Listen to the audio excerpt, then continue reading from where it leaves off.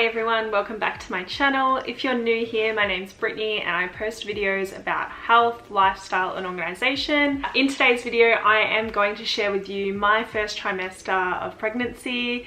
This is my first baby and I just wanted to document everything and share it with you all and share my experience. I love watching these videos. All throughout my pregnancy, I've been watching people do their little weekly updates.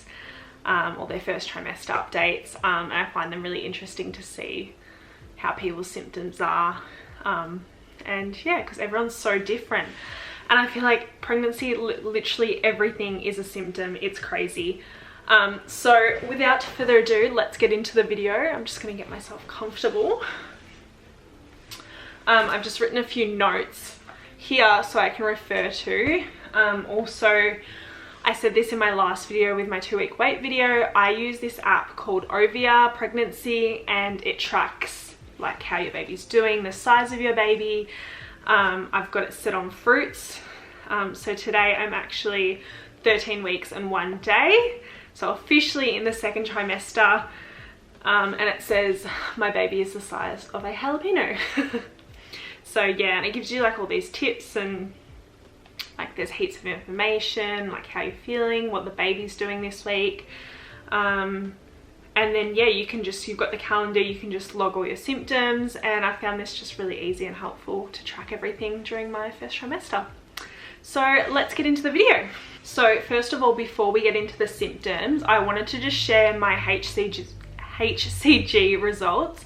When I was like early pregnant, literally within weeks of finding out, I really wanted to like know people's HCG results, like their blood results, and see like how it progressed. So yeah, if you didn't know, I found out I was pregnant on 9 days DPO. I took a little pregnancy test and it had a second line, and then the next day I went and took a blood test, and that came back, so 10 DPO, my blood test came back at 33, my HCG level, and then the doctor said go take another one on Monday. So 3 days later I took another one, and I know that they're meant to double within 48 hours or so, or 48 hours to 36 hours maybe, I'm not 100% sure, but it's meant to double or more the HCG level. So yeah, 3 days after I took the test and my levels came back at 200, which is more than doubled, and my gynecologist said that that's a good sign, like it's a good sign of a healthy pregnancy. So I was pretty happy with that. So yeah, that brings me into pretty much week 4 of my pregnancy. I didn't really track any symptoms on week 4. I just feel like I felt really good at the start. Like literally the first maybe 2 or 3 weeks, I felt really good. I had so much energy. I was literally going to the gym. Literally, I think I was going like 3 or 4 times a week. Like doing a lot of cardio. All right, I've contained my dog. Be quiet, okay? Anyway, back to what I was saying. Yeah, I felt really good. Weeks 4, 5, and kind of like into 6, I felt really good. High energy. I was going to the gym.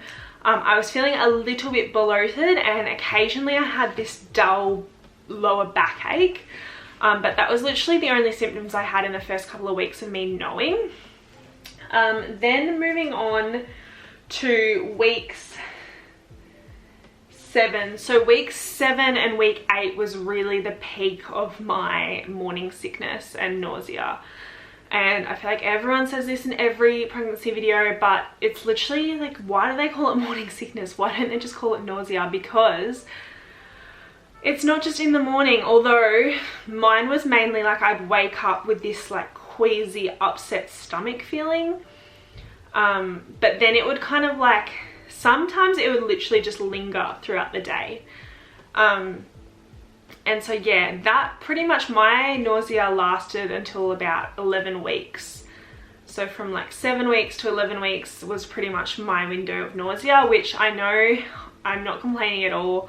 I feel like I had it pretty good for my first trimester. I hear of people having like really bad morning sickness where they throw up every day, or you know, they have it for way longer than they say you should have it. So I was lucky enough I didn't vomit at all. I just had that like, ugh, that upset feeling. It's kind of like, I was explaining it to someone else and I said it's kind of like the day after you've had a really big night drinking and your stomach is just like churning and it just feels like, ugh, and all bloated and gross. That's what it felt like for me. So yeah, that was the peak of that. Then week 8, I kind of had this really weird symptom, which I really haven't heard anyone, I don't think, speak about on YouTube or their pregnancy updates. So I had this really intense pain, not in my lower back, but literally in my coccyx bone. And it got really bad at nighttime, like when I was lying down on the bed. And I would like, sometimes I would turn over to like go onto a different side and I'd just be like, ah, like I'd literally like be like, ugh. Or literally like sitting on the toilet. I don't know, it was weird. And sometimes even at work, the end of my shift, if I was working late afternoons, I would literally be like kind of walking like this and like just like, oh, just in pain.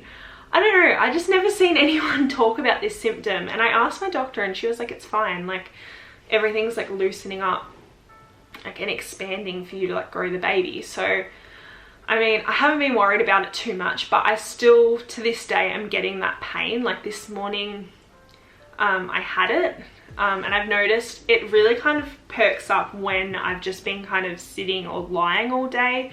So when I go to work it's not too bad until I get home and like lie in bed.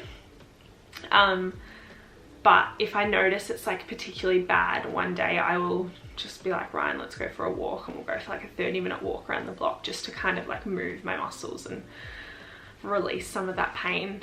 But yeah, I thought I'd share that. If anyone's had that symptom whilst being pregnant, please let me know, because like I said, I've literally heard of no one having that. But yeah, and then basically I've just had,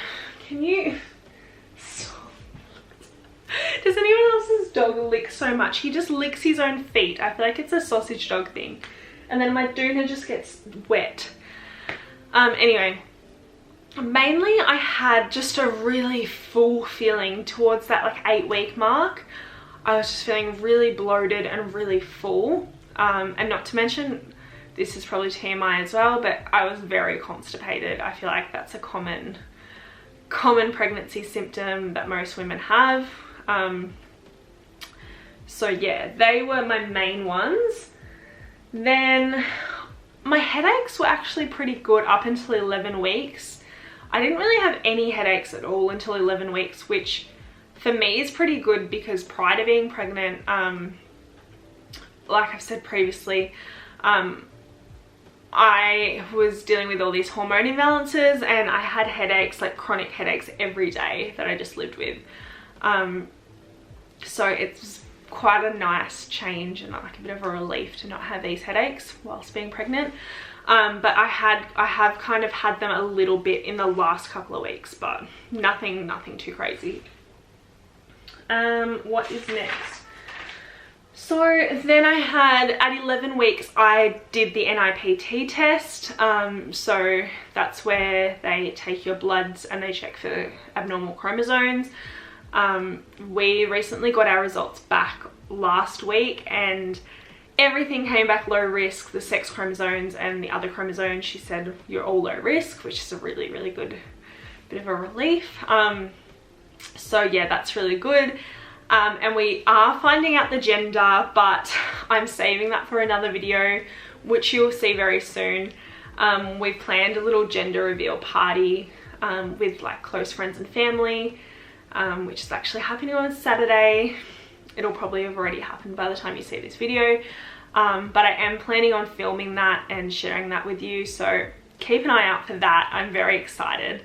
I literally got the envelope today and handed it to the balloon place because I was like, if I keep it at home, I'm gonna be so tempted to just like open it up and peek at it. But yeah, it's good. It kind of worked out really well. My doctor said, I'll just leave it at reception in an envelope and then you can come grab it. And I literally took it straight to the balloon place and out of sight, out of mind. But yeah, very excited for that. yeah, we had that at 11 weeks, and everything, they do a free ultrasound beforehand. So I went to Monash Ultrasound for women, and they do a free internal ultrasound where you get to really see the baby, and we saw the baby in 3D, which is really cool, which is the first time we'd seen it in 3D. I'll show you some photos. So yeah, like I said, I had my ultrasound and test done at 11 weeks. It was literally the only appointment they had left. I feel like it must be just like a COVID baby boom at the moment. But I'm lucky they had that test, because they normally like to do it between 10 and 11 weeks. So this is our little bubs. So cute. So crazy. From 7, I had my dating scan at 7 weeks. From 7 weeks to this 11 weeks, it's such a big difference. Some of the 3D ones as well. The 3D ones are so good. Like, I couldn't believe it. Like, it actually looks like a proper baby. See that? Like, you can see its arms, its legs, its head, its body. It's just absolutely nuts. That's that one. And yeah, that's basically it. But yeah, when she did the ultrasound before my bloods, she was like, she's like, oh yeah, everything's looking good, baby's looking healthy, but you're actually measuring 1 day ahead. So like, that's a good sign, I guess. Like, it's better than it being delayed or, you know, measuring behind. So yeah, that was kind of cool. Like, my baby's actually now due a day earlier. But yeah, that is my first trimester in a nutshell. Like I said, I feel like I've been really lucky, unlike some women who go through trimesters and their first trimesters and they're literally so sick. Like, I have felt really tired and flat and a bit, you know, queasy and the rest, but honestly, so glad it's over. And I'm really looking forward to the second trimester and all the exciting stuff that comes with that. So yeah, if you enjoyed this video, please give it a thumbs up, because it really supports my channel, and don't forget to subscribe if you haven't already so you don't miss an upload. And thank you for watching, and I'll see you in my next video. Bye.